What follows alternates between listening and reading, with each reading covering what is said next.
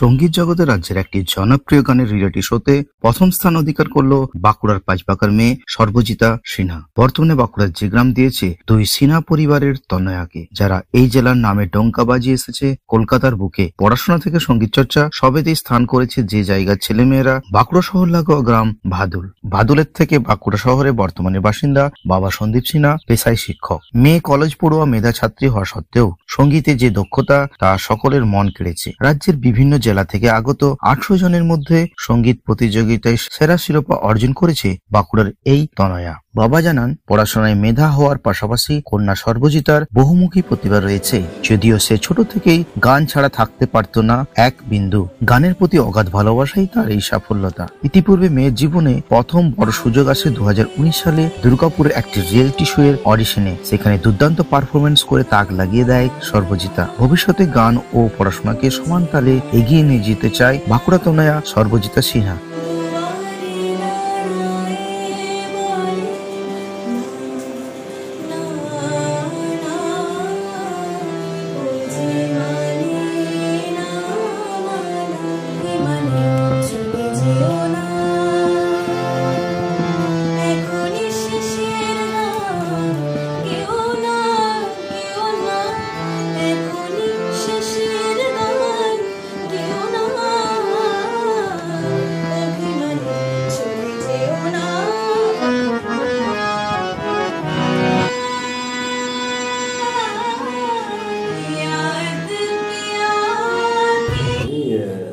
আমার মেয়ে বলে বলছি না, আমি সামাজিক পুরো এই বিষয়টাকে আমি সমাজের প্রত্যেকটা মানুষের কাছে পৌঁছে দিতে চাই।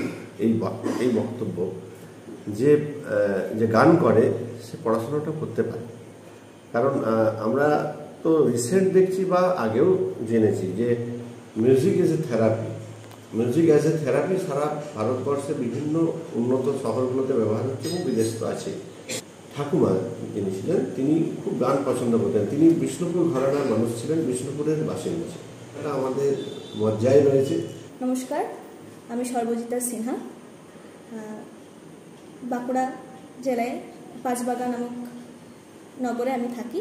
শুরু হয়েছিল আমি যখন ক্লাস 3-তে পড়ি, তখন থেকে আমি গান শিখছি। তখন আমি যে গ্রামে থাকতাম সেখান থেকে আমার গান শেখা শুরু। তারপরে আমি বাঁকুড়া টাউনে আসি, সেখানে আমার ক্লাসিক্যাল আধুনিক গান আমি শিখছি এবং সাম্প্রতিককালে কলকাতাতেও আমি ক্লাসিক্যালের তালিম নিচ্ছি শ্রী জয়ন্ত সরকারের কাছে, ললিত কলা। সাম্প্রতিক একটি জনপ্রিয় রিয়েলিটি শোতে আমি সেরা হয়েছি। পড়াশোনা এখন আমার ফার্স্ট ইয়ার চলছে। রিপোর্ট।